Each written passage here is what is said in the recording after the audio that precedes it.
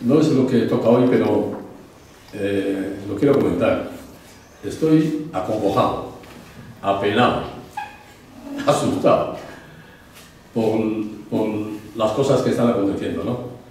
A la desolación que produce el tema de Valencia, que además luego la toxicidad de las redes y de las no son redes, de algunos periódicos también, se añade los resultados de Estados Unidos, donde en un país, en el país referente de la democracia, 74 millones de estadounidenses le votan a un psicópata amoral, a un misógino, a un racista, y eso, la verdad, sinceramente lo digo, me ha afectado. En este momento me afecta. Esas dos cosas te envuelven en una situación un poco... En fin. Y para acabar la Real, ¿no? No, yo soy de la Real. Esa es... Bueno, después de dicho esto, empezamos. No hace falta que presente a los de la mesa, ni a Luisa, ni a Gaizka. ¿Quién de nosotros no conoce, no sabe quién es Luisa Echenique? Una de las mejores escritoras. Ella lo sabe muy bien. Pero bueno, esa es otra historia. Una de las mejores escritoras del país con mayúscula. Un referente cultural, directora del Canal Europa. Canal Europa, que es un sitio de encuentro del conocimiento y del debate, distinguida en numerosas ocasiones, autora de tantos libros, El ángulo ciego, que El ángulo ciego además, yo creo que se publicó en 2008 o 2009, por lo menos te dieron el premio en 2009, que era el año que se fundó, que se hizo la fundación, que tú estuviste también aquí.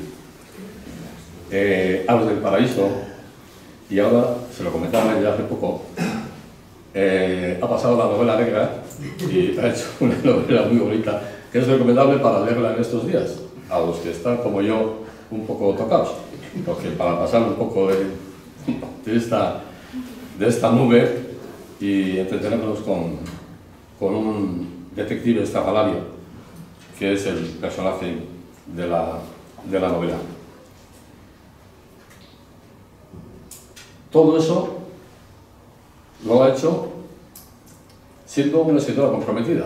Y con eso lo digo todo, es decir, es difícil llegar a donde ha llegado y encima ser comprometida. O sea, comprometida con la libertad y con los derechos humanos y con todo esto que aquí ha sido tan difícil y tan duro. Es una suerte que sea amiga nuestra, es de la fundación desde que se fundó la fundación. Y es una suerte que la tengamos aquí con nosotros. Una suerte recíproca, Alberto. Gracias.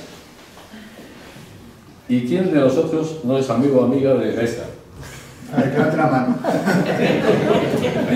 Fundador de la fundación, estuvo en las primeras reuniones, en todas las primeras reuniones que hicimos, fue el que más trabajó para redactar los estatutos, en fin, es de esta casa es todavía. Y tampoco hablaré del libro, porque para eso han venido ellos. Pero he leído el libro y me ha conmovido.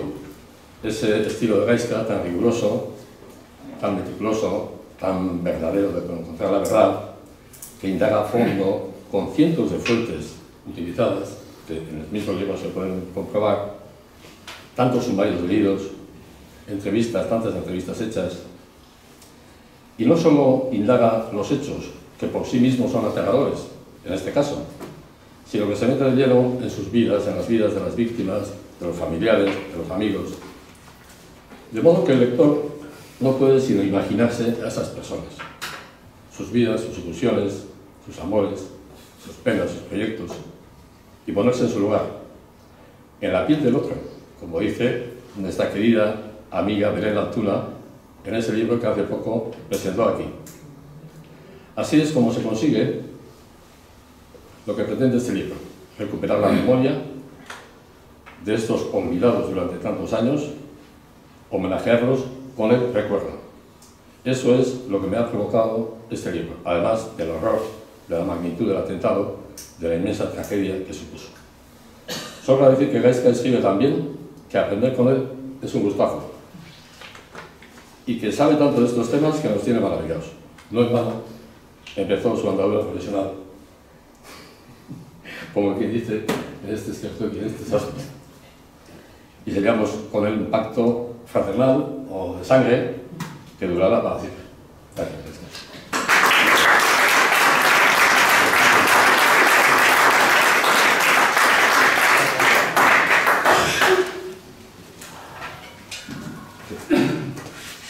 Sí, bueno, pues buenas tardes a todas y a todos. Yo vengo siempre a Sastre, desde luego como a casa, y bueno, pues quiero agradeceros que estéis aquí y quiero agradecer las palabras también de Alberto y naturalmente a Gaizka por la confianza. Veréis algunos puntos de coincidencia entre lo que yo voy a decir y lo que acaba de decir Alberto. Yo también quiero hacer, antes de empezar, una referencia a la Dana, ¿no? Que no es como irme por las ramas, sino que creo que hay algunos aspectos que nos sirven para introducir este tema, ¿no? La Dana ha dado una única buena noticia, que es una solidaridad, diría, inmediata y espontánea en toda España, pero el resto de las noticias son pésimas, son trágicas, ¿no? En primer lugar, la tragedia humana, pero yo diría que también la tragedia política y democrática ciudadana de ver la escasa talla de mucha clase política y de mucho medio de prensa también, ¿no? Pero sobre todo lo que llamaré la tragedia de civilización, porque por lo que está costando distinguir la verdad, ¿no? Y cuando en un mundo no se puede distinguir la verdad, cuando no se defiende la verdad, cuando lo único que cuenta es que prevalezca mi punto de vista lo mismo, yo creo que es un mundo y una civilización que o ya están muertos o desde luego agonizan, ¿no? Y por eso me parece que en un contexto así es posible eso que nos absolutamente desconcierta, como puede ser la elección de Trump en los Estados Unidos, ¿no? Y por eso me parece particularmente valioso este libro, porque este es un libro que es un aliado de la verdad, ¿no? Y yo creo que eso hace que obras como esta que presentamos hoy sean, además de por lo que cuentan, imprescindibles. Diría que por el objetivo y por el espíritu, que es eso, aliarse con la verdad, ¿no? Entonces, quiero compartir con vosotras y con vosotros algunas reflexiones, ¿no? La importancia de sacar del olvido, del arcén, podríamos decir, del interés, el atentado de la cafetería Rolando, un atentado indiscriminado que de un modo, además, que luego nos explicará Gaizka, ha perdido o ha estado tantísimo tiempo descuidado, relegado, ocultado y por lo tanto permitiendo toda una serie de falsedades en torno a eso, y cuando se permiten falsedades en torno a una cosa, eso siempre tiene otras desembocaduras, ¿no? De algún modo, en cuanto hay una zona oscura, eso va a hacer una sombra mucho más importante. También, desde luego, señalar el rigor de la investigación, ya ha hablado Alberto de las fuentes, y también es algo que le preguntaré después a Gaizka, que nos vaya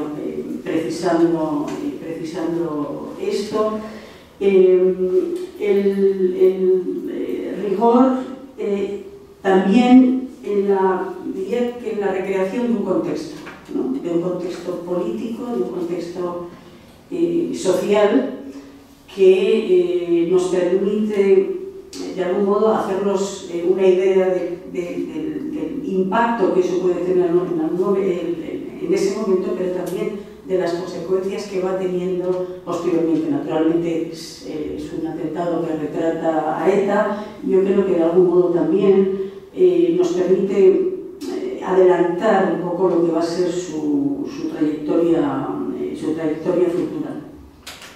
Hay otro aspecto, evidentemente yo soy novelista, y me interesan mucho los aspectos de forma, ¿no? Y cuando se suele decir que un libro se ve como una novela, bueno, a mí es una expresión que me gusta porque como novelista me parece que es un homenaje a las novelas, ¿no? Este libro se ve como una novela, no solamente porque tiene un estilo que, siendo riguroso, es un estilo claro, es un estilo accesible, sino de que diría que además la arquitectura del libro, en otros libros de Gaisca también, pero de manera clara en este libro, la arquitectura del libro, la disposición de los capítulos, la elección de los títulos, todo eso contiene lo que yo llamaré elementos de intriga, ¿no? Digamos que vas queriendo saber, si te dan una información, luego el ritmo se vuelve un poquito más sosegado y eso acrecienta, podríamos decir, el apetito por seguir leyendo, ¿no? Eso me parece, no es una cosa tal vez para alguien menos preocupado por los aspectos formales llamativa, ¿no? Simplemente lo leemos con ese apetito sin saber por qué, pero yo sí creo que hay, eso también le preguntaré después a Gaisca, hay una clara intención, una sana intención de llegar, supongo que a un público, a unos lectores lo más amplios posibles, porque si no, si estos libros no llegan, la mitad del camino no se recorre, ¿no? Entonces, eso también me parece muy importante y es uno de los valores del libro, ¿no? Cuando pensamos en acontecimientos históricos muy importantes, decisivos, por ejemplo, de la historia europea, vemos cómo la mayor parte de nosotros acude a la ficción, a las series, a las películas, no digamos a la literatura, ¿no? Y yo creo que eso se debe porque durante mucho tiempo a lo mejor la investigación histórica tenía un tono o tenía una voz a lo mejor un tanto áspera, ¿no? Y por eso me parece muy importante que ahora, sin abandonar lo que tienen que ser las constantes y los imperativos de una investigación histórica, se haga un esfuerzo porque eso resulte accesible al mayor número de personas y que se encuentre también, además de la gratificación de estar en contacto con la verdad, la gratificación de la lectura. Y yo creo que eso es algo que me apetecía señalar en el libro. Ha comentado también Alberto cómo aparecen aquí las víctimas, ¿no? No se habla de las víctimas, se habla con las víctimas. Con víctimas que durante muchísimos años han estado perfectamente descuidadas, abandonadas, con las que no había hablado nadie. En todos estos años, estamos hablando del atentado del año 74, no había hablado nadie.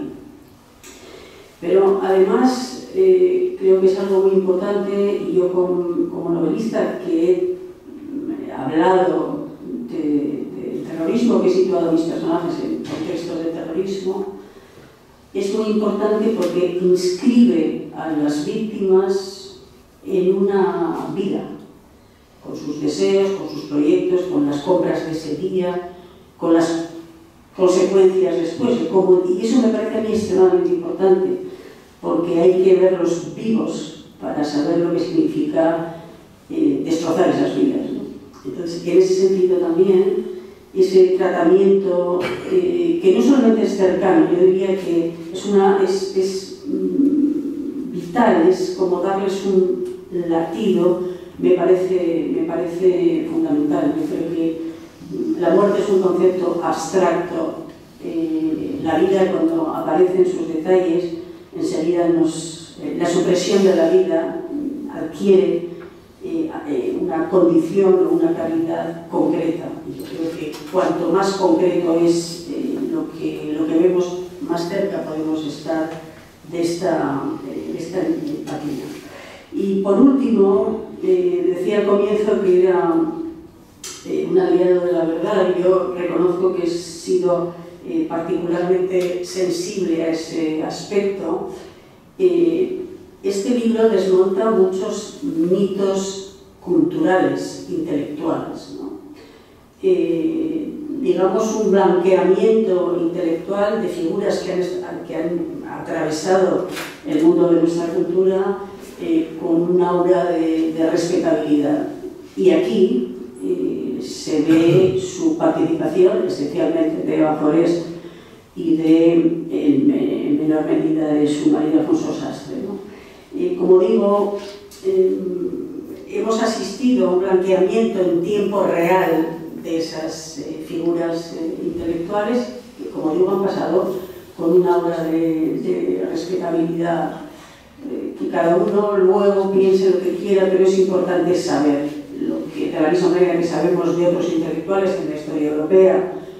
Luego podrá haber todos los debates, si la obra o no la obra. El hecho es que tenemos que conocer también, sobre todo cuando se trata de hechos tan absolutamente graves y terribles como estos, la participación intelectual, ¿no? Y este libro, La dinamita y las tuercas, no las puede remediar, pero las mentiras sí las puede remediar y las remedia también en ese sentido, y me parece importante porque ese aura de respetabilidad que se mantuvo, que ha atravesado nuestra historia cultural, se mantiene. Yo le comentaba a Gaizka hace poco que unos alumnos me propusieron presentar uno de mis libros en Vitoria, me dieron el nombre de una librería, finalmente el acto no se hizo, pero yo me horroricé porque tiene un nombre y luego Eva Forés, una librería de Vitoria. Por lo tanto, creo que es importante que después luego la gente elija lo que quiera elegir, pero hay que saber quién estuvo detrás como inspiradora en mayor o menor medida, o digamos como un soporte material pero también intelectual de lo que ocurrió. Entonces yo le agradezco a Gaizka todos esos rasgos de este libro que nos acerca de un modo directo, pero al mismo tiempo de un modo emocionante aquella realidad, y que va, como digo, remediando las mentiras. Lo otro no se puede remediar, pero supongo, y ya lo sabemos en otros atentados, que las víctimas del terrorismo reciban por lo menos atención, aunque sea tan prescrita como esta en el sentido temporal, es fundamental. Se ha tardado en mirar hacia ellos y hacia ellas, pero bueno, este es un libro que contiene, como os digo, una alianza de verdad y una mirada de reconocimiento y de reparación que me parece fundamental. O sea que a Ana y a Gaizka, muchas gracias. Y quisiera preguntarte por eso, ¿no? ¿Cuáles son las razones de que este atentado, de unas hechuras horripilantes, haya estado tanto tiempo, podríamos decir, en la sombra? Pues, Arratsaldeon, buenas tardes, lo primero de todo, y pedir disculpas porque me ha recordado alguno porque hace mucho que no venía. Como me ha recordado Alberto, esta es mi casa y hacía mucho tiempo que no venía, pero como cuando vas a casa de un primo, un hermano, que has estado sin verlo un par de años, pues después de los primeros 5 minutos todo es normal, ¿no? Todo es como que si no hubieras faltado nunca, así que hagamos como que estuvimos ayer y aquí no he faltado hace mucho. Bueno, muchísimas gracias a todos vosotros por haber venido, es un placer volver a veros, volver a saludaros, volver a estar con vosotros. Alberto, pues qué voy a decir de él, es el factotum de esta fundación desde el principio, desde que me enganchó con ella cuando estaba haciendo la tesis doctoral, y le agradezco mucho sus palabras. Igual de amable ha sido Luisa, los dos muy generosos siempre, y además como son dos personas a las que respeto, pues cuando dan ese tipo de palabras pues saben más ricas, ¿no? Saben mejor, las saboreas mucho mejor. Los dos han leído el libro, además se nota, y Luisa tendrá la experiencia de hablar con algún periodista que te entrevista y que no tiene ni idea de qué va el libro, y te pregunta, bueno, ¿de qué va esto? ¿No? O sea, y eso ocurre, pero cuando alguien se toma la molestia de leer tu trabajo, pues la verdad es que también reconforta. Y aquí vamos a no voy a escaquear, vamos a la primera pregunta que es importante. Claro, 50 años han pasado y este atentado probablemente es el segundo atentado con más víctimas mortales de ETA después de Hipercor. Fue el atentado más grande que había en España hasta Hipercor, ¿no? Yo creo. Entonces, es una gran masacre, la primer gran atentado indiscriminado que hubo en España, pero en cambio ha sido olvidado. Es decir, que si, no solo aquí, en Madrid, si vais en Madrid han puesto placas donde ha habido algún asesinato, ¿no?, de cualquier terrorista. Si vais a la calle del Correo, no hay nada. No hay nada, y han pasado 50 años. Y supuestamente van a poner una placa el 13 de septiembre de 2024, estamos a noviembre de 2024 y todavía no hay placa, ¿no? Entonces es significativo el grado de olvido que ha tenido. Una parte importante de la culpa de este olvido, evidentemente, tiene las mentiras. Es decir, que ha habido una manipulación consciente desde el principio, y en este caso la razón fue la cúpula de ETA, el hecho de no decidir, no solo no reivindicar el atentado, sino más acusar a la extrema derecha.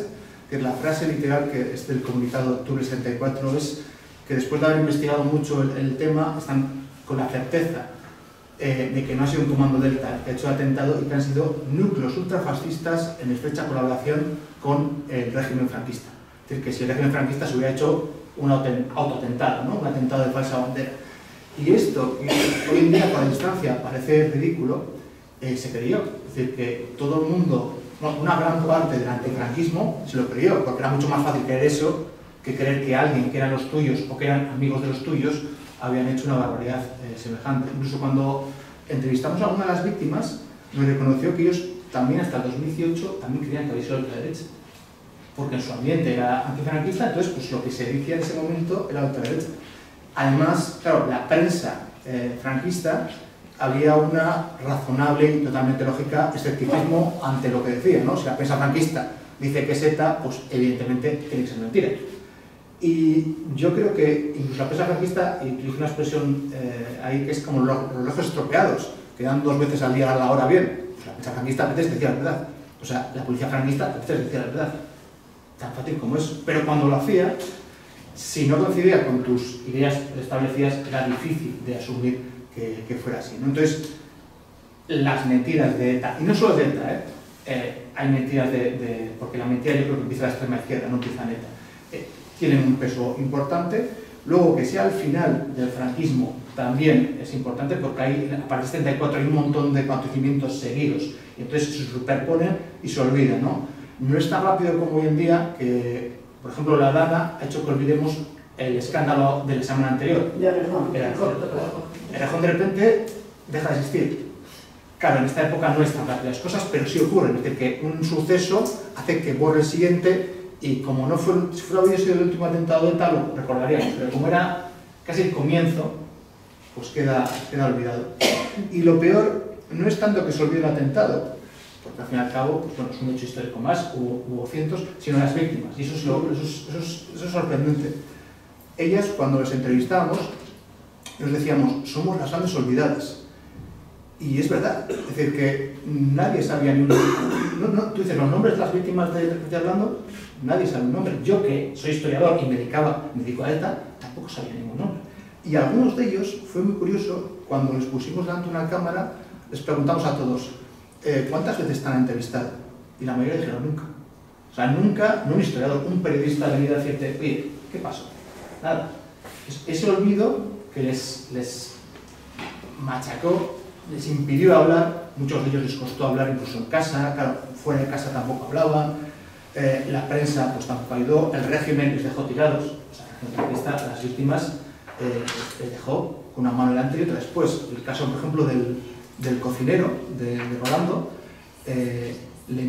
cuando le matan, le hacen una iniciación por accidente laboral y le queda una pensión de pinche de cocina, porque como todos que habéis trabajado la hostelería sabréis, yo lo he hecho, normalmente el contrato no es el real, ¿no? Pues en este caso tampoco lo era. Entonces a la familia, tenía 2 niñas pequeñas, la viuda se queda con una pensión de pinche de cocina miserable, una viuda de esa época que no tenía normalmente oficio, y sacar a las 2 hijas adelante, ¿no? Entonces cuando hablas con la viuda, pues te dice, nos dejaron tirados, pero no, o sea, ETA nos mató, y el Estado los abandonó. Y luego ya los periodistas, la sociedad, nos olvidaron, ¿no? Entonces, esa crudeza, ese drama que tenían esta gente hizo que cuando se acercó el 50 aniversario, un año y medio antes, pensamos que había que hacer algo para rescatar la memoria. Entonces, una cosa que hacemos en el memorial es, no puedes escribir un libro el día antes del aniversario, tienes que pensarlo con antelación, ¿no? Entonces, esto lo hemos pensado 2 años antes de que saliese y hacer un poco planar para que saliese, además contando que si no había un texto, una piedra, algo que asentarse, los medios también iban a pasar del aniversario por encima. Pero claro, cuando tenían un libro ya no podían pasar por encima, ya tuvieron que pararse, tuvieron que hacer caso. Entonces lo planeamos, lo trabajamos, Ana y yo, y lo sacamos.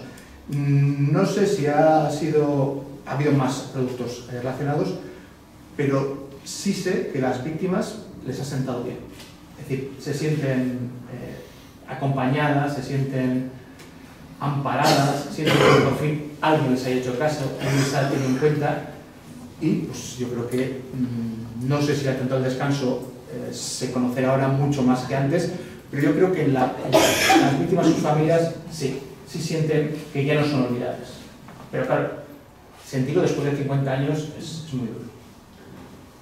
Sí, yo creo que sí, importante, quizá la parte evidentemente más que genera más cercanía, más empatía, también más interrelación, sean las víctimas, ¿no? Pero decía que a mí me parece importante eso, ¿no? Muchas veces, y más ahora, asistimos a la se ve sufrir a los demás en la televisión, en los medios, siendo meramente espectadores, nos ponen por delante el sufrimiento humano sin establecer, obscenamente diría, ¿no? Sin establecer verdaderamente pasarelas de contacto, ¿no?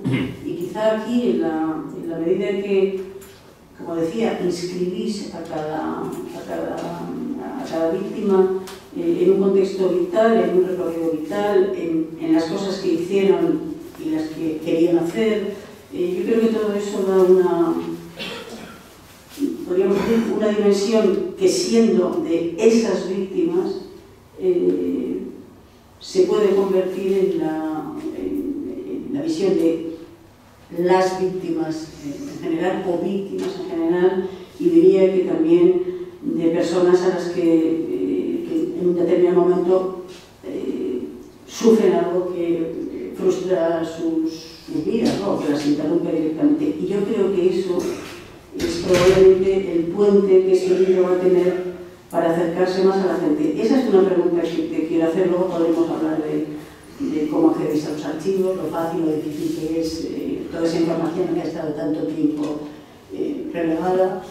Pero sí me parece importante eso, cuando escribís, porque está claro que otros libros tuyos también, pero este libro en particular tiene ¿cómo diría, no? Una puerta de acceso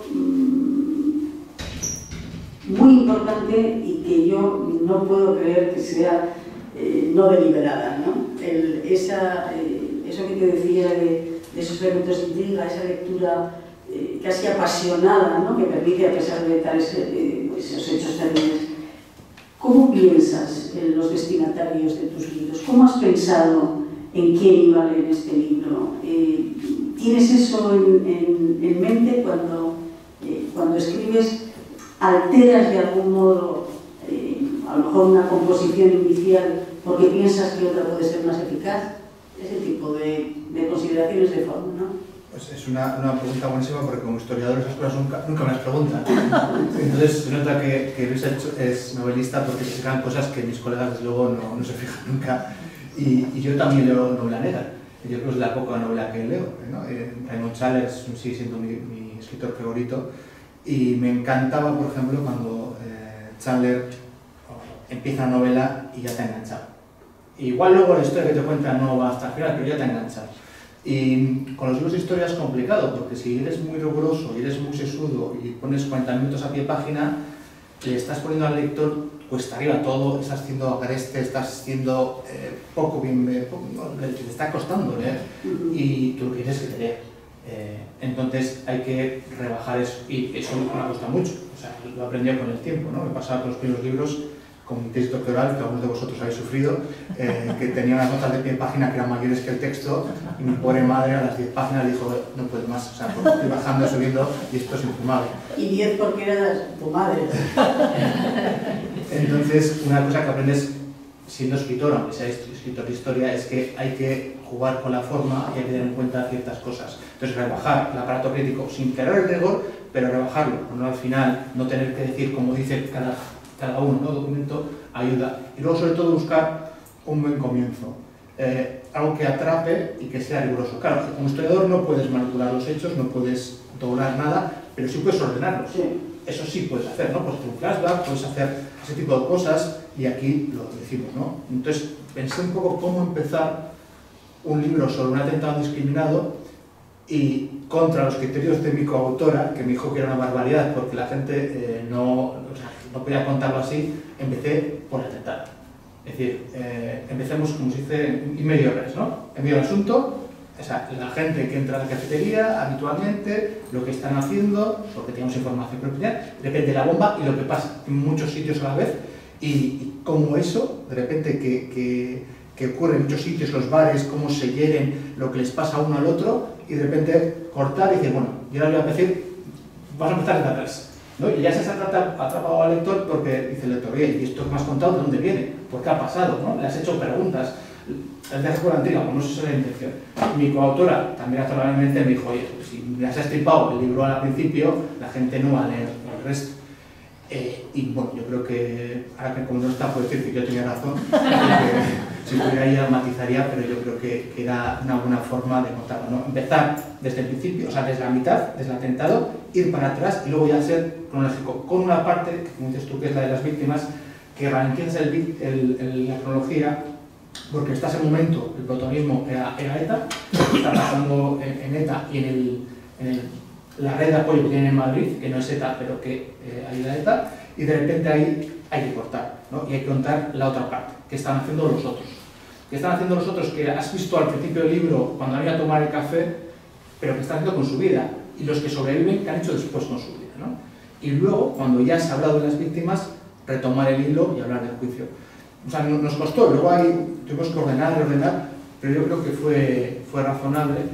Luego también tuve una pelea con mi jefe, que no se mete en muchas cosas de censura de los libros, pero me dijo que el primer capítulo, que lo tirara a la basura, así, y lo dice, porque es un capítulo muy académico, ¿no? Que es un capítulo de la historia de ETA hasta el 74. Lo que hice es advertir, si sabes ya la historia de ETA, sáltate este capítulo. Y creo que aparece así más o menos, o sea, si lo sabes, sáltate porque no tiene sentido. Pero si eres un chico de Madrid que te has comprado este libro y no has leído ningún libro sobre ETA y solo vas a leer este, léetelo porque es una introducción, ¿no? Y yo creo que puede funcionar. O sea, es la primera vez que intentamos algo así y yo creo que ha funcionado razonablemente, entonces quizás no sé. No, a mí sí, desde luego me ha interesado también formalmente, evidentemente, hablar, me parece una frivolidad, ¿no? Hablar de estas cosas, de aspectos como separar la forma del fondo. Yo no creo que sea ni frívolo, sino todo lo contrario, porque es la forma la que va a empujar ese fondo. 50 años de oscuridad, podríamos decir, en este atentado. Había mucha documentación, archivos, en fin, háblanos un poco de esos procesos que es propiamente la investigación, ¿no? Pues en el caso de los sumarios, el acceso en España a la documentación, hay un tenemos que ser, tenemos una fecha total, son 50 años. Para ver documentación, por la ley de protección de datos, tiene que haber pasado 50 años, a no ser que demuestres que esa persona está muerta. Y, por ejemplo, esta semana me han pedido un archivo que para demostrar que un terrorista de extrema derecha estaba muerto, le tenía que dar el certificado de función. O sea, claro, que yo tuviera el certificado de función no valía con una noticia de prensa, ¿no? Entonces, los archivos en general públicos no son muy favorables al acceso, al contrario que en otros países. El problema para nosotros es que tú tienes que tener el libro, cuando sea el 50 aniversario, tiene que estar hecho. No pueden, si te dan acceso el 50 aniversario, va a salir 2 años después. La prensa no te va a hacer caso, no va a haber difusión y por tanto tu función, que es divulgar, no va a funcionar igual de bien. Entonces hay que buscar otras vías que son las argucias que sabe el historiador, ¿no? En este caso, por ejemplo, este sumario está en Madrid junto al sumario de Carrero Blanco, junto al proceso de Burgos, junto a los sumarios muy grandes de ETA, de la primera ETA. Los descubrimos, bueno, con un soplo, digamos así. Están en Madrid, en el Archivo Judicial Territorial de Madrid, que es un archivo civil. No deberían estar ahí, pero eran archivos, eran sumarios militares de la posición militar. En enero del 77 se crea la Audiencia Nacional. Entonces, estos archivos, o sea, estos sumarios van a Madrid, a la Audiencia Nacional, pero como no se crea hasta diciembre, se crean 2 juzgados de instrucción. Vale, llega octubre, amnistía. Entonces los sumarios se cierran. Y de repente, esos juzgados, que en realidad no han hecho nada con los sumarios, pues los guardan con los demás.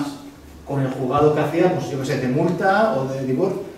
Y están en un archivo que no debería estar. Entonces nos enteramos y pedimos acceso. No podíamos. Tuvimos una instancia al Tribunal Superior de Justicia de Madrid. Respuesta: el Tribunal Superior de Justicia de Madrid no se encarga de terrorismo, por tanto es imposible que esos sumarios estén en nuestro archivo. Es una respuesta muy de legalista, ¿no? Si la ley dice que tal, entonces no podemos tener eso. Siguiente: no, tenéis ese. Respuesta: ah, sí, pues no sabíamos. Esto que estoy diciendo costó 3 años. O sea, es un proceso bastante lento de toma de daca con la administración y finalmente conseguimos un permiso solo para vías académicas de acceso a estos sumarios antes de la fecha establecida, sabiendo que íbamos a hacer un buen uso y no íbamos a divulgarlo y demás, ¿no? Datos personales. Y ahí conseguimos el sumario, que es la pieza clave de este libro. Hay otras piezas, están los testimonios orales de las víctimas, hay algún testimonio de algún policía que no fue víctima, hay el testimonio de Eduardo Sánchez Jatel, que podemos hablar luego de él si quieres, que es importante, que era uno del grupo de Bafores. Hay documentación de ETA, que es la que yo conocía más de cerca. Hay entrevistas a miembros de ETA de esa época que yo había hecho ya con la tesis, pero el sumario era el central, 3.000 folios. Algunos de vosotros habéis visto sumarios. En sumario están todas las pruebas que va recopilando la policía. Eso sí que es una novela negra, porque tú lo vas leyendo y vas viendo lo que la policía va descubriendo. Va descubriendo una huella, hay una bala aquí, hay un testigo, le entrevisto al testigo, coincide la esta que me ha dicho. Hay veces que sigues al policía 200 páginas y va a un callejón sin salida, porque esa pista era falsa. Y eso es muy llamativo. Ves cómo trabaja un policía, además un policía de esa época, que no era CSI precisamente, era un trabajo mucho más artesanal, mucho más rudo y más bestia, pero que en este caso, al ser un atentado con tantas víctimas, incluía los testimonios de todos los supervivientes. Y eso nos permite saber, por ejemplo, que se lo contamos cuando se está el atentado, quién está con quién tomando una cerveza, qué está mirando esta persona, pero quién está el otro al lado, lo que está viendo cada uno, cómo salen de ahí, por qué han llegado, si han visto a alguien sospechoso. Luego cuando detienen a gente, también. Y ya lo más llamativo que hay, que yo creo que es algo que pocas veces se consigue, es que los 2 terroristas que ponen las bombas se escapan a Francia, son franceses y siguen viviendo en Francia, pero Eva Forés la pifia y en vez de llevarles al piso donde habían estado escondidos, les lleva a la casa de Alcorcón. Y en el piso donde habían estado escondidos habían guardado todas las facturas. Bueno, algunos de vosotros lo sabréis, pero en ese momento este comando guardaba las facturas para que ETA les devolviese el dinero. Entonces hay facturas del reloj de la bomba, de las 1000 tuercas que pone la bomba, está la factura, las 1000 tuercas, de los billetes de tren, sabemos qué tren cogen porque tiene los billetes, del dinero que se han gastado en tabaco, en cerveza, en ropa, en la peluca, ¿sabes? Las billetes de cine, sabemos que fueron a ver Harry el Sucio. ¿Y a qué sesión? Porque se han dejado todo. Entonces puede reconstruir casi hora por hora lo que han hecho estos tíos en Madrid. Incluso se han dejado las instrucciones de la bomba, que están en francés, ¿no? Entonces eso te permite llegar a un puntillismo en la explicación de saber qué pasa en cada momento, que es muy raro, ¿no? Es algo increíble, porque te permite ser muy realista. Y los huecos que hay, pues asumirlos. Oye, no sé qué hicieron estos tíos de 11 a 11:30, no hay nada. Bueno, pero hay unas cosas que sí. Y luego aquí hemos conseguido también, yo no sé nada de bombas, y aquí he aprendido algunas cosas de bombas, y tenía ayuda de TEDx, por ejemplo, un TEDx jubilado de la Guardia Civil y otro de la Policía Nacional, que viendo las fotografías, porque en el sumario también hay fotografías pues, de los cadáveres, de la explosión, del lugar, Y hemos sido capaces de reconstruir la bomba y saber, por tanto, por ejemplo, si ellos tenían 15 kilos que les había dado Esquerra en Francia, pero 15 kilos de dinamita abultan un potrollón, pues no han podido poner 15 kilos. Entonces, han sido entre 5 y 8. O sea, yo como historiador antes hubiera dicho 15 kilos de dinamita, tenían pues 15 kilos primero. Pero cuando un día te dice, no, tío, 15 kilos de dinamita tenía un baúl. Entonces vas afinando y llegas a E incluso la posibilidad de que hubiera 2 bombas y no solamente una, ¿no? Sí, eso lo dijo el TEAS de la Guardia Civil, que en el plano hay una hondonada, el suelo se hunde y el techo tiene una abertura, ¿no? En la zona donde pone la bomba. Pero es que luego, cerca de la entrada pasa lo mismo, pero más pequeño. Y él me dijo, esto es una bomba más pequeña. Y le dije yo, no me jodas, o sea, que llevan 50 años la gente diciendo que hay una bomba, me voy a decir yo que son 2 bombas.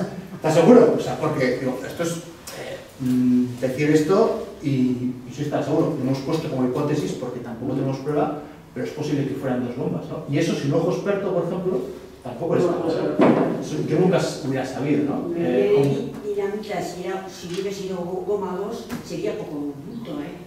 Era dinamita de cantera, robada en una cantera, eran cartuchos de, creo que eran 200 gramos, entonces para juntar 15 kilos era demasiado, para una maleta, no cabía en una maleta, entonces tenía que ser menos. Y luego viendo la explosión que había causado, con 5 o 8 kilos era suficiente para hacer el daño que hicieron. O sea, si hubieran puesto más, hubieran hecho más daño. Entonces, ese tipo de cosas, claro, yo no puedo saberlas, pero contando con ayuda, y aquí he contado, también, por ejemplo, una cosa tan tonta como una bomba de relojería, un reloj no puede ponerla más de un minuto, porque entonces toca, ¿no? Entonces normalmente se pone media hora, 25 minutos, para no arriesgarse. Ese tipo de cosas, o sea, la documentación hemos tenido, es importante, pero luego también el acceso a expertos. Y luego ya Eduardo, que también nos ha ayudado de otras formas. Bueno, pues quizá podemos terminar con eso mi pregunta y luego pasamos a, si queréis, a vosotros hacer cualquier comentario, cualquier pregunta. Efectivamente, la oscuridad que ha rodeado este atentado, las mentiras iniciales han permitido bueno, pues esa confusión sobre la autoría tanto tiempo, pero diría también la participación de gente como Eva Forés y su entorno, ¿no? Sin desentrañar verdaderamente toda la información que nos das aquí, todo lo que sabes aquí, háblanos un poco de esa autoría intelectual también, ¿no? Esto yo creo que es importante porque en realidad los 2 autores del atentado, los 2 chicos franceses que les mandan, que eran muy jóvenes, sin quitarle una ápice a su responsabilidad, son instrumentos que les manda Esquerra, les manda al Frente Militar a hacer esto y lo hacen juntos. Les hubieran mandado a hacer otra cosa, hubieran hecho, eran muy jóvenes y lo hacen. Pero Eva Forés no era joven. Eva Forés sí sabía lo que estaba haciendo, sabe perfectamente a quiénes estaba llevando y a dónde les estaba llevando, ¿no? Eva Forés, bueno, ya sabéis todos quién era, convenció a un grupo de gente en Madrid de que estaba formando un grupo revolucionario para acabar con el franquismo, pero les utilizó a todos de una manera además, pues, o sea, especialmente grave, porque había algún chico de 16-17 años que era amigo de su hijo. En cambio, o sea, coge al hijo y le manda a Cuba a estudiar medicina porque la revolución necesita cuadros, y al amigo de su hijo le dice, no, tú quédate aquí, que hace falta que alguien ponga bombas, pero no vas a ser mi hijo, vas a ser tú, ¿no? O sea, esa forma de manipular a un montón de gente para que hagan lo que quieran y no contarles a dónde está, claro, hay algunos que se dan cuenta, o sea, este que me has metido a casa, cuando después de un tiempo ve las fotos y dice, hostia, será tal, o sea, mete a etarras, pero no cualquier etarra, mete a Gala, mete a gente así en casas de chavales, les hace pues, apuntar matrículas, les hace hacer vigilancias de periodistas, les hace intentar, bueno, cualquier cosa de logística que imaginemos, hace a ese grupo de madrileños que muchos de ellos no saben para qué lo están haciendo y quién realmente es ella. Pero la única que lo sabe es ella, o sea, la única que conoce todas las piezas es ella, la única que habla con Argala o con Esquerra luego en Francia es ella, la que, digamos que es la que tiene todos los datos y los va manejando, y los maneja muy bien, pero no solo maneja al Frente Militar, curiosamente, y a los chavales que actúan, ¿no? No solo maneja a los franceses que les lleva por la bomba, maneja hasta la policía. Entonces, una cosa que más me sorprendió es que, y es cierto, la policía en cierto momento acusa al Partido Comunista que ha tenido alianza al Partido Comunista y ETA para poner esta bomba. y hay acusaciones del comisario Sainz anunciándolo, y siempre se había dicho que es una maniobra de la policía para desprestigiar al Partido Comunista. Vamos a fastidiarte, ¿no? Vamos a decir que has tenido que ver con un atentado. Entonces, Santiago Carrillo dice que es mentira y obliga a los abogados del Partido Comunista a no defenderlos, ¿no? Ahí está la famosa carta a Manuela Carmena de Alfonso Sastre llamándole barbaridades. Vale, pero es que cuando lees el sumario, lees el primer testimonio de Bafores, el primer interrogatorio, lo que dice Bafores es: soy del Partido Comunista. Que era mentira. O sea, es ella la que dice a la policía: no, yo soy el Partido Comunista, todo esto ha sido el Partido Comunista.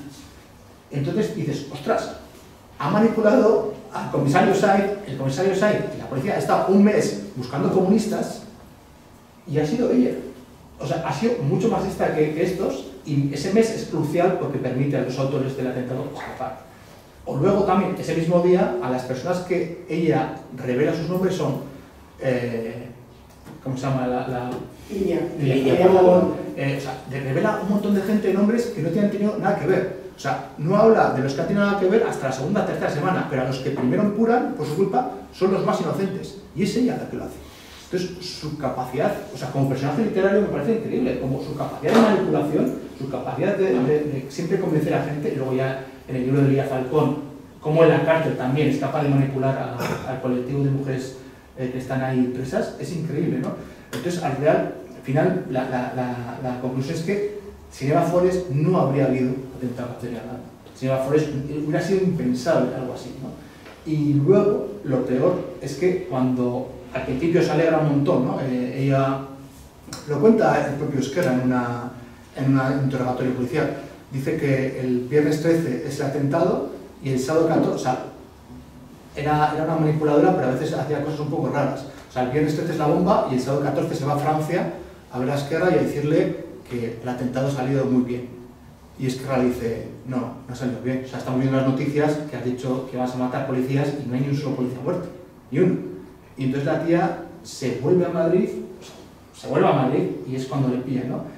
Pero ese momento que está orgullosa ella al principio de hacer el atentado, cuando ETA cambia la versión en octubre, ella cambia automáticamente y convence a un montón de gente de que no ha tenido nada que ver con el atentado. Y si veis algunas páginas web institucionales, de instituciones públicas nuestras, sobre Eva Forés y Alfonso Sastre, dicen a veces: estuvo encarcelada 3 años. ¿Por qué? No se sabe.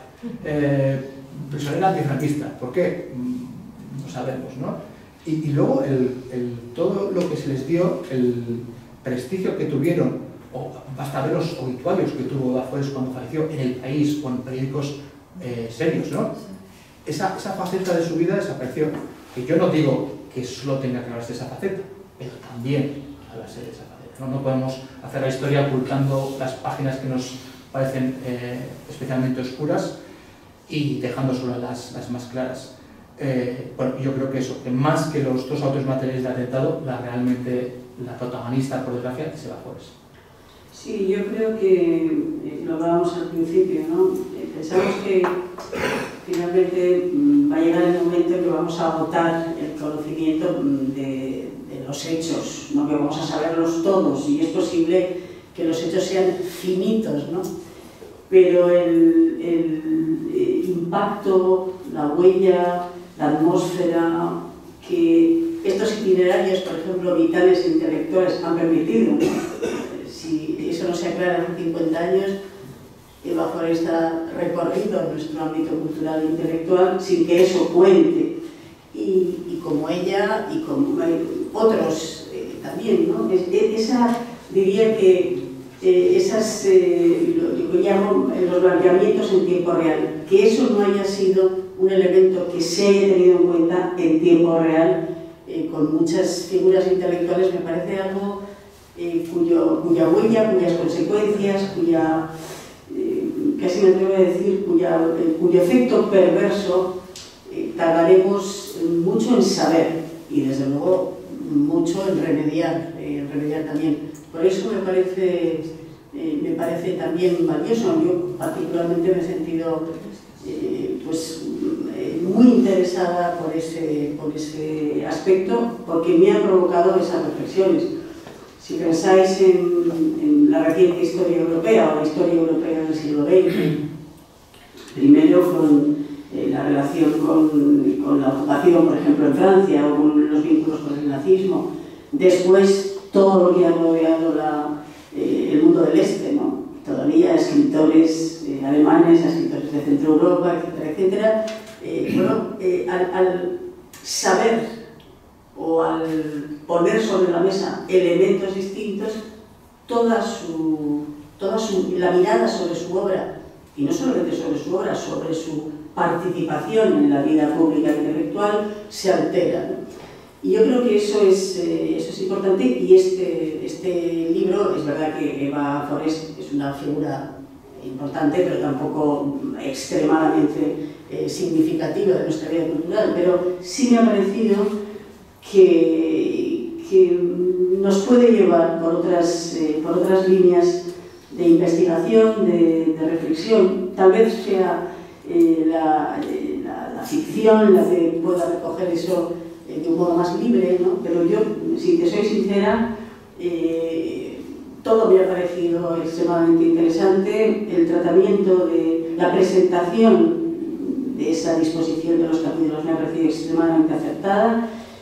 Naturalmente, esa seriedad y esa responsabilidad de inscribir en las víctimas una trayectoria vital me ha parecido esencial, pero tengo que reconocer que la interpelación que me ha producido lo de Eva Forest, y por lo tanto de otros casos similares, sea seguramente lo que yo subrayaría para mí, ¿no? Porque creo que todo tiene una enorme fertilidad, pero eso tiene una fertilidad que estamos muy lejos de haber investigado, ¿no?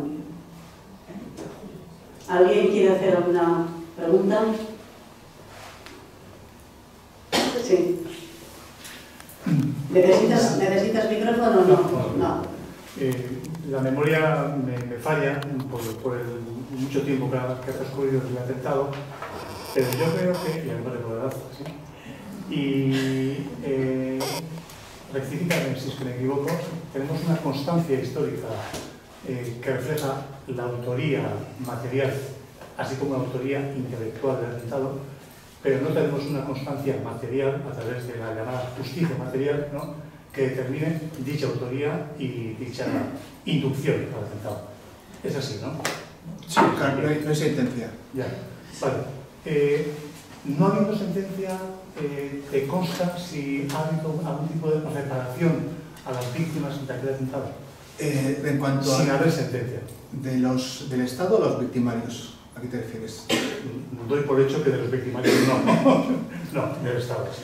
Sí, del Estado sí ha habido, pero claro, la primera ley nacional sobre víctimas de terrorismo es de 1999. La que tenemos ahora es de 2011.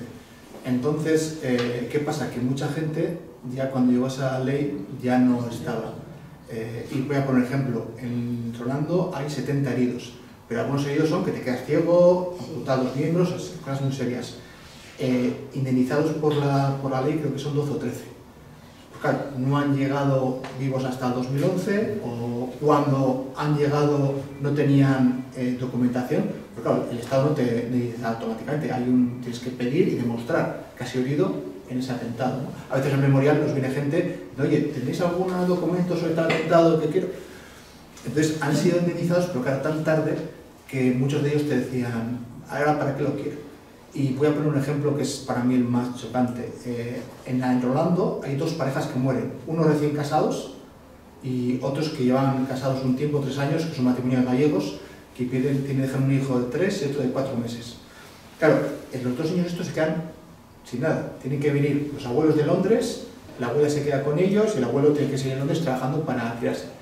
Y ellos me decían, sobre todo uno, Mero Barral, mis abuelos estuvieron pasando hambre para que yo viviese 20 años porque no había pensión, no había indemnización. Entonces tuvieron que vivir como perros. Entonces cuando me llegó la indemnización y mis abuelos habían muerto, y ahora bien, pero lo necesitaba cuando era niño. Pero bueno, dicho lo cual, ahora mismo, y es importante también recalcarlo, España es el país con una legislación sobre víctimas del terrorismo más avanzado de Europa y el pionero. Es decir, si miramos las leyes que han tenido otros países con muchos terrorismos, Italia, Reino Unido, Francia, el que está mejor, con diferencia, somos nosotros. O sea, pero mucho mejor. Es decir, que ahora mismo los atentados, desde el 11M, el de la zona de las Ramblas, cuando hay un atentado hay ayuda psicológica, hay asistencia, hay iniciaciones. Eso lo hemos aprendido con errores, pero en otros países no está trabajado. Yo quería hacer tres comentarios. Que en el fondo son tres comentarios que los hice hace 50 años, es decir, cuando ocurrió. Yo estaba ya en Carabanchel en ese momento, cumpliendo condena, y era del PC. Entonces, el primer comentario es que, evidentemente, soy consciente de que la policía acusó al PC de connivencia con el atentado, en el juego de identificar PC con ETA. Como has hablado de ello, no me voy a extender. El segundo es qué simpatías podía despertar en la izquierda española, y en concreto en el PC, que éramos un grupo pues, teóricamente más numeroso, más combativo, los atentados de ETA. Yo creo que la inmensa mayoría de la gente de la izquierda española de la época nos habíamos creído el tema de la reconciliación nacional, que el maquis en su momento estuvo justificado en la lucha violenta contra el franquismo, pero que estábamos luchando contra una dictadura, pero los medios, los instrumentos eran otros. Yo siempre he dicho, si fuese muy cartesiano, si hubiera creído en la violencia, la hubiera practicado, porque empecé en el 68 las movidas. La inmensa mayoría creo que no sintió identificación con las acciones de ETA, aunque sí es verdad que una parte de la izquierda española, de la izquierda de la gente del PC, pues pudo sentir algunos anhechos de simpatía. Hay que leer los libros de Eugenio del Río para saber que realmente mucho tiempo después reconoce que se sintieron abducidos por la violencia de ETA.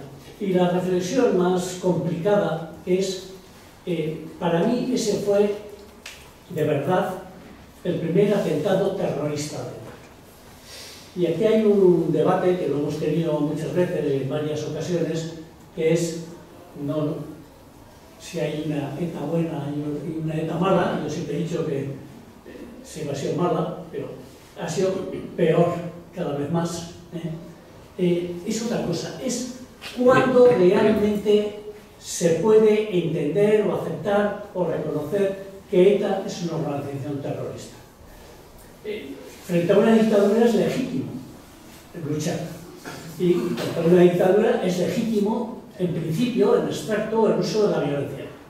Tiene que ser un juicio de ponderación el que te lleve a la conclusión de si la violencia está justificada o no está justificada contra una dictadura en concreto. Repito, yo milito desde el 70 y nunca creí que la violencia estuviera justificada, pero personalmente en aquellos años, con la discrepancia enorme que tenía con ETA, no la llamé terrorista. Odié a ETA, cuando el atentado de Carrero Blanco, no le he perdonado todavía a mi amigo Eduardo haber leído el libro reciente de Antonio de Rivera, que el que hizo el comunicado justificando aquello era Pertur, mi amigo Eduardo, porque lo he comentado aquí muchas veces. Creo que hay una desproporción de solidaridad brutal.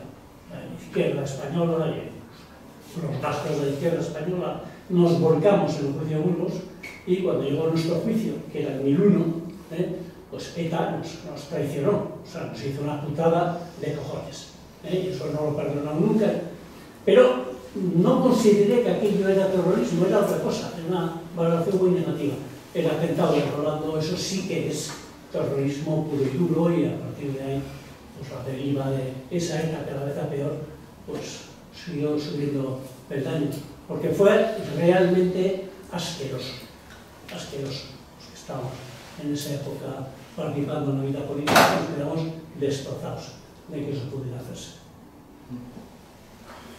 Pues yo solo el debate es muy viejo, ya lo hemos tenido muchas veces, lo de hasta qué punto empieza el terrorismo o no. Yo sí hablaría de que con el atentado que estoy hablando, ETA se convierte en un grupo terrorista moderno. Y me explico, lo de poner bombas en bares lo estaba haciendo el IRA provisional en Londres y en Birmingham. Lo estaba haciendo los neofascistas en Italia también, que esto igual esa comparación igual no les gustaba tanto, pero también lo estaban haciendo. Entonces, el terrorismo moderno estaba haciendo eso, y ETA lo copia y de repente va por esa línea. Y hay un debate interesante cuando la cúpula de ETA está debatiendo bastante tiempo, ¿no?, entre si asumir el atentado o no. Uno de los argumentos que dan los que luego van a ser los milis es que esa era la línea que había que seguir, es que era la línea del IRA. El IRA está poniendo, o sea, el 21 de noviembre se va a cumplir el 50 aniversario de los atentados de Birmingham, que ponen 2 bombas en pubs y matan a 21. O sea, exactamente lo mismo que ETA. O sea, hacen lo mismo a la vez, incluso antes. Entonces los milis dicen, esto es el camino, ¿no? Este es nuestro camino y vamos a hacer lo mismo que el IRA. Y los que luego van a ser polimilis, pues no están de acuerdo con seguir ese camino y lo rechazan. O sea, hay muchos debates, pero uno es ese. ¿Vamos a ser el IRA o vamos a ser los tupamaros, ¿no? Vamos a ser otra cosa, ¿no? Y los milis yo creo que tienen muy claros que van a ser el IRA. Y incluso yo diría más, es sorprendente, no hemos mencionado que ETA reconoce este atentado en 2018, o sea, 44 años después. Y cuando me han preguntado los periodistas por qué en 2018 lo hacen, la primera respuesta honesta es no tengo ni idea. La segunda respuesta es quizás porque para ETA militar Rolando fue su atentado fundacional. Nacen con Rolando, nacen ahí.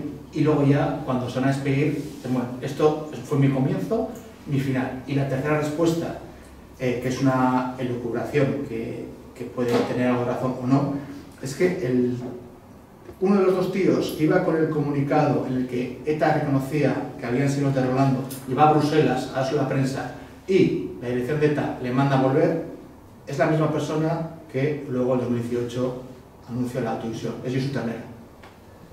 Entonces, pero esto es una cosa que se me ocurrió y dije, a ver si este cabrón, como no le dejaron leer el comunicado 74, ha esperado hasta el 2018, es decir, lo que no me dejáis hacer 45 años, ahora lo voy a hacer. Pero bueno, esto es una hipótesis sin ningún fundamento alguno. Sí, yo quisiera añadir una cosa, ¿no?, que a lo mejor está un poco en el arcén de tus reflexiones. A mí me parece que cuando evidentemente analizamos cuándo empieza ETA, cuándo una organización es terrorista, qué es legítimo y no en términos de matar durante una dictadura, etcétera, evidentemente el pensamiento, ¿no?, funciona cuando se circunscribe a una organización concreta o a hechos concretos. Bueno, yo creo que el debate es interesante, pero a mi juicio son debates un poco delimitados, ¿no? O sea, como si el terreno de juego fuera un poco pequeño, a mi juicio, ¿no? A mí me parece que descontextualizar y hablar de esas cosas, ¿no? Es hasta cuándo, o a partir de qué momento, o es en algún momento legítimo matar a un dictador, etcétera, etcétera. Descontextualizar, me refiero a universalizar o llevarlo a un terreno filosófico y moral, puede dar claves para luego volver con otras herramientas, ¿no?, herramientas de reflexión, etcétera, ¿no? Y cuando estabais hablando, yo no podía dejar de pensar en Los Justos de Albert Camus, ¿no?, una obra de teatro. Y yo decía, probablemente era muy jovencita cuando lo leí, pero hay algo que me ayudó a leer la realidad de mi país que venía de ahí, ¿no?, que no venía de un análisis puntual en un determinado momento, ¿no?, sino que ya venía de algo que de algún modo me había colocado en otros territorios. Y a mí sí me parece importante, tal vez, que introduzcamos en nuestros debates más a menudo, a lo mejor Alberto, que está henchido de bravura con sus actividades, a lo mejor introducir eso, ¿no? Análisis de obras en las que eso lo van a plantear descontextualizadamente o en contextos ficticios para no perder de vista esa dimensión filosófica, esa dimensión ética, ese elemento moral que finalmente es mucho más sencillo, ¿no? En algún momento es legítimo, aceptable matar, hay que hacer un casting de las víctimas, es decir, hay víctimas a las que es legítimo matar o no. Yo no tengo la respuesta, pero sí sé que he sentido que tras la lectura de algunas obras me sentía más fuerte, ¿no? para algunas respuestas y en general con respecto a la violencia para respuestas negativas, ¿no? No sé si esto es verdaderamente muy en el arcén del debate, pero bueno, me parecía importante decirlo. ¿No fue Sartre el que escribió Las manos sucias? Tiene un debate sobre la legitimación de la violencia. Es que en ese momento esos autores, luego hay que pensar también cómo actuaron después, ¿no? Con la guerra de Argelia, etc. O sea, había un contexto, se acababa de salir no de la Segunda Guerra Mundial, sino de la comprensión de lo que había sucedido, y aquella literatura que no descuidaba esos debates, que no entretenía, sino que de algún modo te quería llevarte lejos de la interrogación, se ocupaba naturalmente de esas cosas. No tenían Sartre y Camus, desde luego, la misma posición en casi nada, pero no desde luego en el uso de la violencia o en el apoyo a sistemas más o menos dictatoriales, ¿no? O más dictatoriales. Bueno, sí, referencia al libro un poquito, ¿no? Desde luego es un libro que nos hace hacer un ejercicio de memoria, sobre todo a los que ya tenemos una edad, y cada uno sabemos dónde estábamos, dónde estamos y dónde estuvimos, ¿no?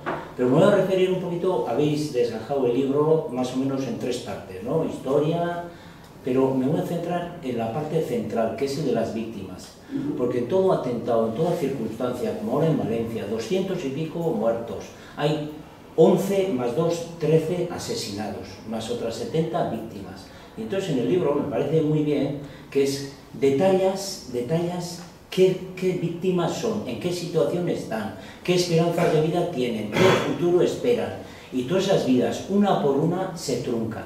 Entonces, a veces hablamos, como he dicho antes, hablamos de números, ¿no? De 13 asesinados, pero en este libro aparece cada uno de ellos y luego las consecuencias. Entonces, creo que es un ejercicio de memoria global, pero de memoria y reconocimiento a esas víctimas olvidadas, que después de 50 años, como antes lo has dicho, pues es la primera vez que se les entrevista, o algún periodista, algún historiador, bueno, dos habéis sido, ¿no?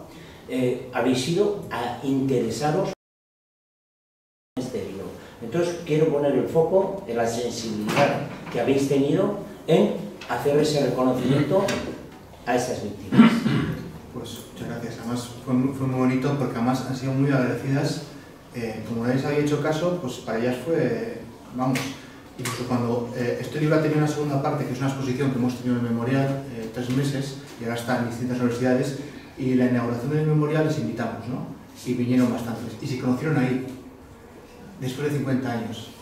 Dije, tú eres el que estaba, o eres el hijo de... Y se conocieron, y fue, claro, asistir yo como espectador a eso fue precioso, ¿no? Porque además empezaron a hablar entre ellas y dijeron, tú eres la única que me puede entender. Lo que te estoy diciendo, o sea, tú sabes lo mismo que yo, has pasado por lo mismo, ¿no? Y fue muy bonito. Y aunque lloraron mucho y yo desde fuera digo, que lo van a pasar mal, al día siguiente me dijeron, como nuevos. O sea, este ejercicio me ha sentado como para curar. Hay un caso incluso excepcional, el de Alicia, la hija del cocinero, como mencionaba antes, que no había entrevistado nunca y no había nunca en público, ¿no? Y empezó a hacerlo y cuanto más lo hacía, mejor se siente. Y ahora, este lunes he estado en Madrid dándoles una charla a las víctimas educadoras que van al instituto, que se ha apuntado para dar charlas en institutos. Es una persona que nunca había hablado en público, porque dice que se siente como curado por dentro, le hace que todos los años que ha pasado mal, de repente, pues le vea alguna parte positiva y bonita. Y yo no era consciente de que eso podía ocurrir, ¿no?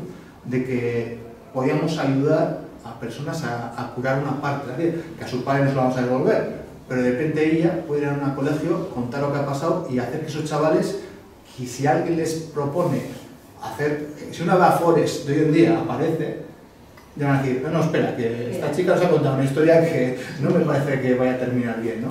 Y esa labor para ella le hace sentirse muy bien, y eso pues, va a ser un premio inesperado. Sí, porque además yo creo que es un acto de justicia, ¿no? Una cosa es que haya o no haya sentencia, eso es una forma de justicia, pero el hecho primero de conocer, supongo que lo que ignoraban, tendrían también una dimensión muy limitada de lo sucedido, ¿no?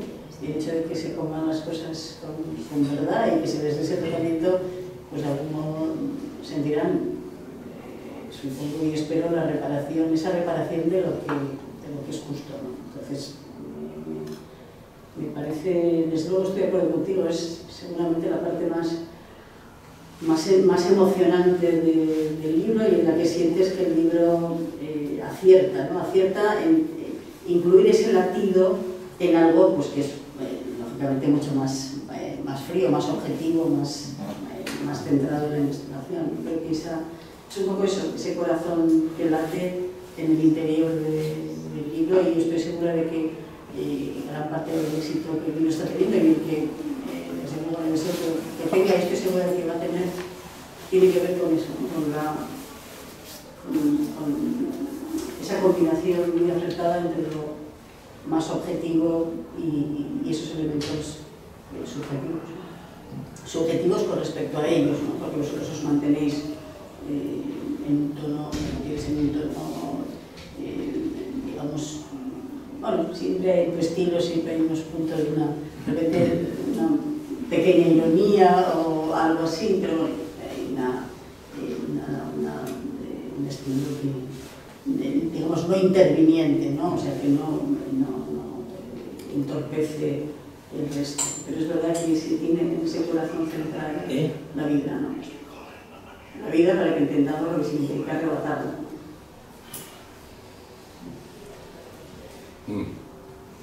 Sí, tenemos ahí una pregunta. A ver, sin embargo, ETA siempre ha existido el mito de que ETA siempre decía la verdad. Incluso en el Parlamento y eso, estos nunca mienten. Y aquí, por otra parte, lo de Rolando me sorprende porque yo creía que era sabido que lo hizo ETA. Y por otra parte, reconocerte que el primer asesinato de ETA, el libro que hiciste, el de Pardines y Xavi Echevarrieta, desde el principio se cuenta qué relato hizo ETA de que es la verdad del nacionalismo. Nosotros lo creímos y después, gracias a Sarasqueta y al seguimiento que habéis hecho, pues se ha demostrado que desde el primer asesinato ETA ha mentido. Después, como en el reloj, ha mentido. Después habrá dicho verdades, pero para mí importante fue el libro de Pardines y Sarasqueta. Pues, muchas gracias, más fue el primero que hicimos con el memorial y la verdad es que nos costó y agradezco que haya gustado. Y es cierto, desde el primer asesinato ETA miente. Es decir, que una cosa que no solo ETA, todos los grupos terroristas al final mienten, ¿no? Pero es llamativo que todos los atentados con los que me he acercado, la mayoría, siempre hay un elemento de mentira o de transformación de la realidad, ¿no? Y por eso quisimos poner mentiras en el título, ¿no? Porque las mentiras dañaban tanto como la dinamita al final. Porque a las mentiras te hieren, ¿no? Si tú eres una hija de un cocinero y te dicen no, la ultraderecha ha matado a tu padre, y luego te enteras de que no, que fue ETA y además mintió, pues eso te machaca, ¿no? Y hay incluso casos, porque se suele repetir Orlando que ETA reconoció en 2018 que lo hace, pero hay otros atentados que también han reconocido. Los 3 gallegos, sí. Nada. Por ejemplo, el de Fermín Monasterio, que era el tercero, después de Manzanas, el taxista que lo matan a Cauen, esto todavía parece como que fue víctima de la guerra civil. Y entonces el sumario, bueno, el propio Macauen lo reconoció, que la mentira permanece, y todos sabemos que la izquierda del Chale ahora mismo tiene una maquinaria propagandística que está a pleno rendimiento para mentir sobre su pasado. Está transformando dos episodios históricos, no solo los de ETA, sino la historia general, para que encaje en su relato, ¿no? Hay mentiras bastante trágicas, ¿no? bastante grandes, y lo de ETA es muy llamativo. Intentar transformar a ciertas personas en santos o en mártires o en víctimas, machacarlos. Y esto es importante, dar la batalla, lo que se llama la batalla del relato, es decir, que no dejar que ocupen ese espacio, hacer nuestro trabajo como institución, dar buenos productos rigurosos y decir, bueno, esto es la historia. Ahí tienes la propaganda, aquí está la historia, tú sabes lo que eliges. ¿Alguien quiere comentar algo más? Bueno, yo quiero decir algo al hilo de lo que ha dicho Letamendi, Jorge. Además, este es un tema que siempre desaparece, ¿no? Si hay ETA mala y ETA buena. Lo que sí hay ETAs peores, más malas que otras ETAs. Es decir, ETA nació en el 59, acabó en 2011 y ha habido muchas ETAs. Y yo creo que la ETA del 74, de la Comisaría Rolando, marcó una fecha ya determinante. A partir de ahí, unos, los que eran los menos malos, hicieron una transición y los otros siguieron siendo más malos todavía, peores todavía. Y esto ataba un poco a lo que tú a veces sueles comentar, de que ETA no era antifranquista, sino que eran antiespañoles. Yo creo que también eran antifranquistas. Es decir, en los años 60-70, los últimos 60, mediados del 60 hasta mediados del 70, el mundo era como era, había mucha radicalidad, había mucho terrorismo, pero había mucha izquierda revolucionaria. Cuando el jefe del Río ha escrito ese libro de... Jóvenes antifranquistas, ¿sí? Sí, jóvenes antifranquistas. Y es verdad que eran antifranquistas. Yo conocí a Machetorio, que era antifranquista, conocí a Eugenio Rodríguez, conocí a muchos más, Mario Mandía era antifranquista. Yo creo que los del proceso de Buenos eran antifranquistas, La Vena era antifranquista, Ceo era antifranquista, Don Solo era antifranquista. Yo creo que eran antifranquistas. Es decir, una cosa no quita la otra. Porque entonces todos los movimientos radicales eran antifranquistas. Y los que acabaron en ETA podían acabar en OIT, o podían acabar en MC, o podían acabar en la ORT, o en el PT. Es decir, era un tema casi de casualidad. Es decir, depende del cura de que trabajaba o del amigo que te fichaba, acababas en un sitio, acababas en otro. Porque eras antifranquista. Y entonces era normal ser antifranquista porque el régimen era franquista. Entonces, ¿cómo no vas a ser antifranquista si estás preocupado para acabar con el régimen, ¿no? Yo reivindico que eran antifranquistas, reivindico que unos eran mejores que otros, reivindico que cuando decidieron que el que mandaba en ETA eran los políticos y no los militares, inevitablemente eso les llevó a donde les llevó. Es decir, cuando tú decides, claro, lo que pasa es que no pasa, eso no sucede en 4 días. Si tú decides que mandan a los políticos, claro, eso te lleva ya a que si los militares dependen de los políticos están jodidos. Y entonces al final pues acaban dejando. Es un proceso que dura más de lo que me hubiera gustado, pero yo creo que ahí se nota ya pues una vía diferente.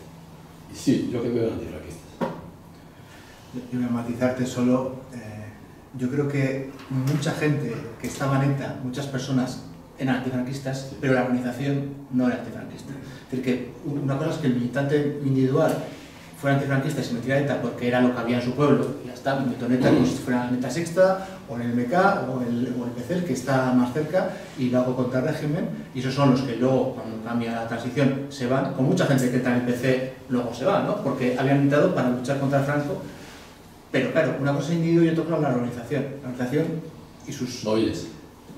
La organización en sus congresos realmente no era antifranquista, y no era antifranquista, me explico, no es que no estuviera contra Franco, sí estaba contra Franco, pero como decía claramente sus papeles, y lo sabía yo, estamos luchando contra Franco y mañana lucharemos contra la Tercera República. Luchamos contra España. Y eso explica por qué el 95% de las muertes de ETA y el 99% de sus heridos son después de la muerte de Franco. Pero esa era la ETA que quedó en manos de los militares. La ETA... Las sí. militares. Pues, ahora ya hablo de los ETA, no hablo solo de los polimilics, pero quiero decir que como organización su antifranquismo era circunstancial. Como organización, no como individuos, porque tú puedes estar en una organización y no compartir, y yo creo que mucha gente que había en ETA no compartía, y realmente los que se van, ¿no? Los que aprovechan la amnistía, por ejemplo, para irse, pues creen que hay que hacer otra cosa. Pero un Argala, pues no era antifranquista, o con mi respeto, es un Arnaldo Otegi, por mucho que diga ahora que se metió en ETA para luchar contra Franco, aunque se metió en el 77, cuando Franco ya estaba muerto, pues tampoco era antifranquista, ¿no? Era otra cosa.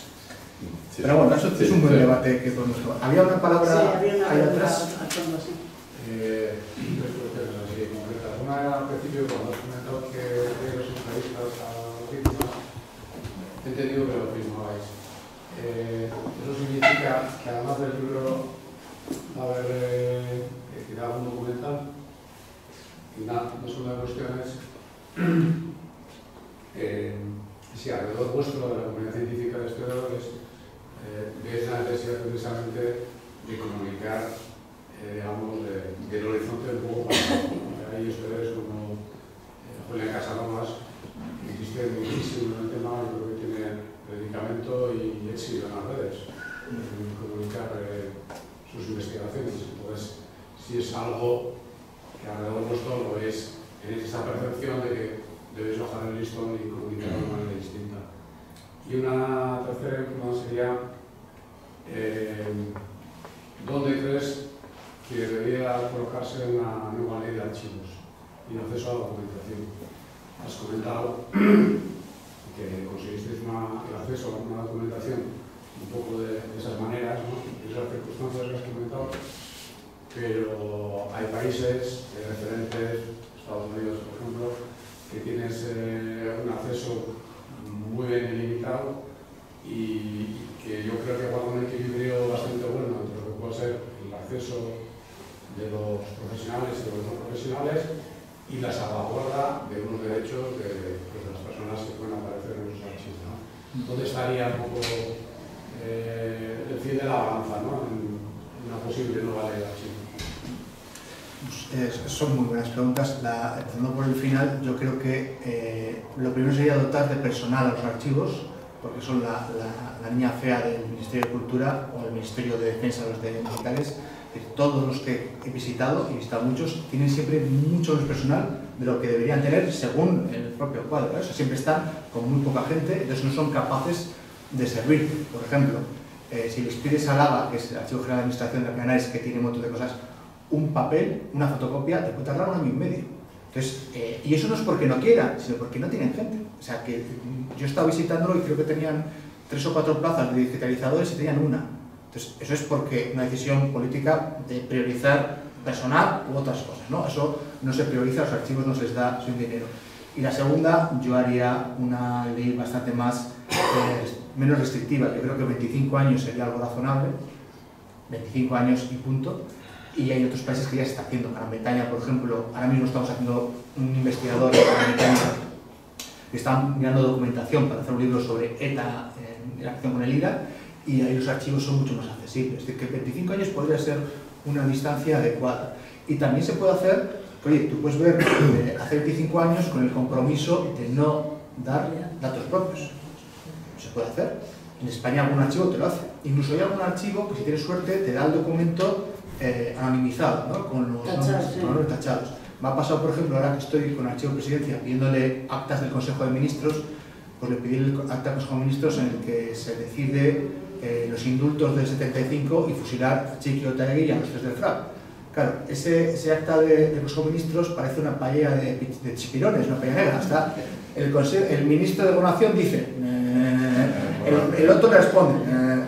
O sea, esto es lo hacen así, pero si lo hacen con esto, se puede hacer con otros documentos, ¿no? Y eso sería muy bueno.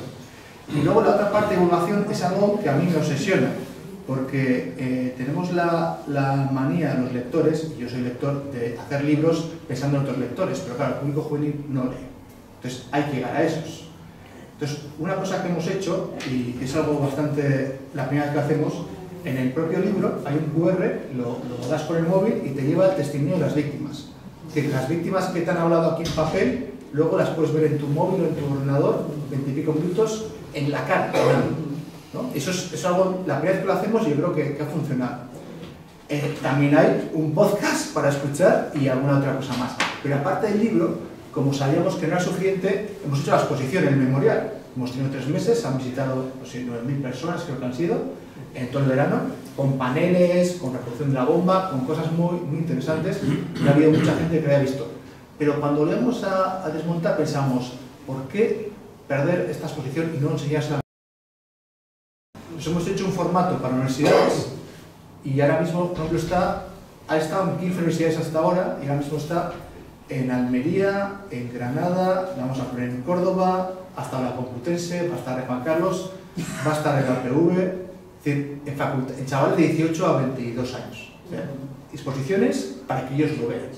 Y funciona, es decir, que un chaval de 18 años no se va a leer esto, no se va a leer. Pero una exposición que la ves en 20 minutos, se la puede ver, ¿no? Un podcast que lo escuchas en 1 hora, lo puede hacer. Entonces, una cosa que estamos haciendo en el memorial es, cuando investigamos una historia, la hacemos con todo el rigor posible, hacemos un libro, pero ya de ese libro luego sacamos cosas. Hay que sacar un vídeo, hay que sacar audios, hay que sacar un Instagram, hay que sacar un podcast, hay que sacar una exposición, porque sabemos que si quieres llegar a la gente, el máximo posible, tienes que buscar distintos formatos, más complicados, menos complicados, más atractivos, hay que hacerlo en diferentes idiomas, está en euskera, en inglés, en castellano, y eso lo estamos haciendo. El problema que tenemos es, por un lado, que como somos lectores y escritores, pues seguimos pensando que el libro es lo mejor, y es así, pero hay que asumir que no les pasa a todos. Y segundo, y esto, tuvimos una reunión con el director del memorial de Nueva York, el de Oslo, el de Francia, y el de otro más, el de Oklahoma, y el debate era el mismo. Tenemos el problema de que como somos una institución, no podemos hacer cosas demasiado rompedoras. Es decir, yo, que soy una fundación pública, depende del gobierno, no puedo hacer un TikTok, o sea, no puedo hacer cosas que sean demasiado revolucionarias, que son lo que sí llegaría a los chavales. Por los chavales, si no van a decir, esto es publicidad. Entonces, lo que hay que buscar son aliados. Yo no puedo hacer ciertas cosas, pero sí puedo buscar un podcaster, un youtuber, un no sé qué, que haga esas cosas. Y, por ejemplo, con los podcasts lo estamos consiguiendo. Y es una cosa que es maravillosa. O sea, que tú no hagas, pero lo que tú has hecho un libro, el tío lo cuenta en media hora en un podcast, y ese podcast lo escuchan 15.000 personas, y dices, yo lo importante no es mi libro, no es mi ego, es que esa historia se conozca. Entonces, esos aliados empiezan a funcionar. Por ejemplo, con este libro yo creo que hemos estado en 2 o 3 podcasts que no nos escucha gente joven. O sea, que esas cosas sí las tenemos en mente. O sea, con los límites de ser una institución pública que nos permite hacer cosas que quizás me gustaría, pero sí, estamos por esa línea, pero es importante ver lo que hay que divulgar. O sea, que no se quede en un solo libro, sino que hay que ir más allá, ¿no? Y en el día de mañana, si se hace una serie, un documental... hay un documental también que va a salir de Cristina Cuesta sobre este mismo tema. Que un documental lo pueden ver 100.000 personas, 200.000 personas, que a efectos televisivos es poco, pero a efectos de un libro es muchísimo, ¿no? Un documental de 1 hora. Nos pasó con el documental de Pardines. Entonces, esas cosas las hacemos. Siempre que hacemos una obra histórica, luego pensamos en esto como se lo ven a un chaval de 18 años. Y lo hacemos, no sé si bien o mal, pero lo estamos intentando. Y admitimos ideas. O sea, si hay alguna idea, nos gustaría escuchar. Bueno, vamos a acabar, ¿no? Sí, creo que sí. Pues oye, acabamos, tenemos el ejercicio.